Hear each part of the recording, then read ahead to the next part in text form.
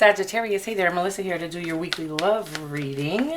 This is for Sagittarius, Sun, Moon, Rising, and Venus. It's not going to register. It's not going to resonate for all Sagittarians. If it does resonate for you, I would appreciate a like and a sub from you. Anything you need to know about me, you can find in the About section of my channel. Anything you need to know about booking a personal reading or leaving the channel a donation, you can find in the description box below. This is a love reading. We're going to be looking at the energy you bring to this connection, the energy the person you have in mind brings, and then a potential outcome between the two, as well as an overarching energy. This is for single to married and anywhere in between. So just whoever you have on that pretty little Sagittarian mind of yours. Let's get at your love life, babies. Sagittarius, Sun, Moon, Rising, Venus. The energy you bring to this connection is the Four of Swords. The energy the person you have in mind brings is the Tower. And the potential outcome is you. Sweet. The sweet temperance after some trauma. We're going to get to it. We're not even freaked out yet. At all, actually, because look at this is the other half. I don't feel like this has been an easy road. I feel like there's been rockiness along the way. But I believe the outcome and the overarching energy are the two of the most gorgeous, blended, like two souls blending together beautifully after, again, some shakeup. We'll get to it. Communication could be coming. I feel like there's a lot of options, maybe on both of your parts, but you stand out fully to each other, and you've been checking up on each other online because of that. There could have been some defensive-ness in the past. I do feel like that is all being healed up, and the creator is... The creator is so funny. We all think we have all this, we have to try so hard to do stuff. The creator will bring up what you need when you need it, and it's just kind of important to follow the cues and not look for the cues. The cues will come when they're ready for you to go for this, whatever healing, whatever it is. And so it feels like the creator has been at work in this connection for sure. I see a lot of creator work here already. The Two of Cups, this is your other half. This is somebody who I believe you've been destined to be with from the beginning of time. But I believe you've both been on your own paths doing your own work in order to come into this harmony together at some point. And what I'm getting here is that either you already are in this connection, or you found this person, or that it's coming into your field shortly here. Your energy is the Four of Swords. I like this energy. I feel like this is a mandatory energy. This is an energy that I think everybody should sit in before getting into a connection. It's about really taking time to sit with the creator, make sure all your wounds are healed up, and I think just allow things to come to you and not, we're not going out seeking this. We're totally aware that what the creator has for us will come to us. It is ours, and we don't have to fight for it. That's what I'm getting right now on the Four of Swords. The person you have in mind could be dealing with a Scorpio, first of all. The Tower card. This is an abrupt change, a shakeup in their life. They've gone through something, that can feel debilitating. Always, and I know we've gotten the Tower in this in your connections before in these Sagittarian readings. And I always like to remind everyone that the Tower is thrown at us when we're sitting somewhere that we weren't, it was like we were underestimating our own worth. We were sitting somewhere that was okay or fine. We thought it was as good as it got. That's true. So that's why it feels so debilitating. It's like, wait a minute, I'm losing all this stuff that I had acquired. And the creator's like, I'm making space for this angelically guided connection that you have coming in. So they're making space in your person's world, and that can be debilitating. You may or may not have this person in your 3D yet, but if you do and you're feeling them kind of, I almost feel like they might be standoffish right now because they are going through a wild shakeup that is leading them to this connection as far as I can see. We'll get more, we'll clarify everything. I love this card. This is your card, the Sagittarian card, and it's the Temperance card. And it means to me, it's about the melding of two energies, elements is what it is. Two elements blending together. And so I feel like this can be that you guys are both trying to temper out your own love and logic, your own, I think we both, in a connection, I think both parties need to have kind of balanced out their spirit and their, we can live from our spirit, from our ego, and when we can kind of come into a perfect harmony of the two is when all the magic happens. And I feel like that's you guys.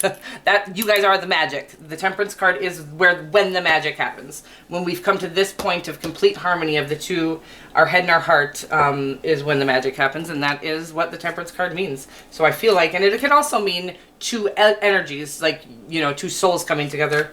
As well as the Two of Cups also means that. Two souls coming together, kind of. Two energies becoming one. Oh, I love it. So gorgeous. Again, not easily. None of these connections coming in are. We've gone through a lot of stuff globally together, and also individually we've gone through a lot of shifting and a lot of growth. It's like a speed ascension we've all gone through. So it has not been for the faint of heart, and we have had to gain faith in the Creator and in ourselves, which is the whole point of all of that's gone on, is to really get into this space of knowing that whatever comes our way we can handle, and with God by our side. Retro Ruby. Wow, you guys. Well, I don't even want to continue on in this reading because people are going to hate me.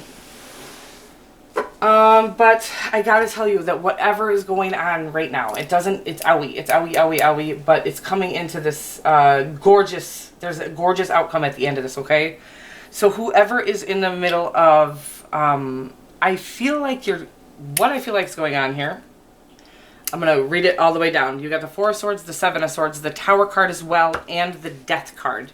Sounds scary if you don't watch tarot all the time. It's not scary, and I'm going to tell you why. It's a beautiful transformation going on. I feel like the Seven of Swords was you trying to withhold something. Your heart, possibly. Information. Your feelings, possibly. They say lying, cheating, or stealing, but I don't think so. This Seven of Swords right now is always just means the withholding of information or the withholding of something. And so it almost feels like, well, you've done this healing. You've been withholding your feelings from this person. But I feel like the Creator's like, excuse me, you're going to have to open up at some point. So I do feel like the Creator is or has or is going to throw some sort of shake-up into your world that really stops you from withholding that information. We aren't getting any younger. The longer, you know, we hold off on something, the less time we get to spend in this connection. So we are always at risk of having our heart broken when we are vulnerable. But our heartbreak is...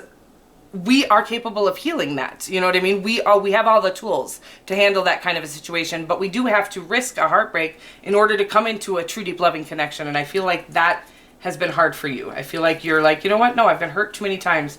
And if you are still feeling that flinch, there is still something that probably needs to be healed up. So I would continue on. Well, it looks like you are. This Death card, it looks kind of scary. It really means letting that old, needing to hide your feelings, needing to stay guarded. It means letting that old way of life die and really coming into this space of understanding that if you want anything true, deep, and loving in your life, and that's in any area of your life, romance, friendships, family, you need to be able to be open and vulnerable to these people that you care to have. You have to let them in. And so I feel like you're letting the old kind of way of believing or the old... I'm not letting anybody in, is dying, and this new you is being reborn, probably again, after all of the speed ascension we've been forced through. I feel like that is this transformation for you, is like, okay, well, what I've done in the past, trying to maybe hold my feelings in or whatever it is, kind of not totally expose my heart, hasn't worked before, so I feel like we're trying something new. And I feel like it's by way of the Creator kind of throwing something in as a shakeup, whatever that may be. I feel like the Creator throws a tower to take you out of your comfort zone because you weren't willing to step out on your own. So the Creator will push you off that ledge there. Go ahead, baby. I've built you to be able to handle this. You're very equipped to handle any obstacle thrown your way. Look at Aquarius trying to pop into your reading again. You guys either have Aquarius in your chart or are dealing with an Aquarius or somebody with Aquarius in their chart. And you always get Scorpio too. And I do see this person is feeling very sad and down right now too.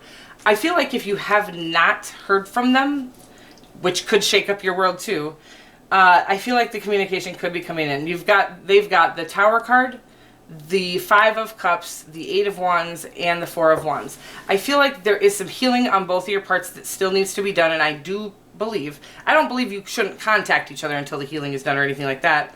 But I do believe before jumping into a committed relationship with somebody, we should make sure that we aren't in a space of, what I like to say is I don't think we're all ever going to be totally healed, okay? We're always going to have healing to do. We're always going to have a growing, evolving, ascending to do.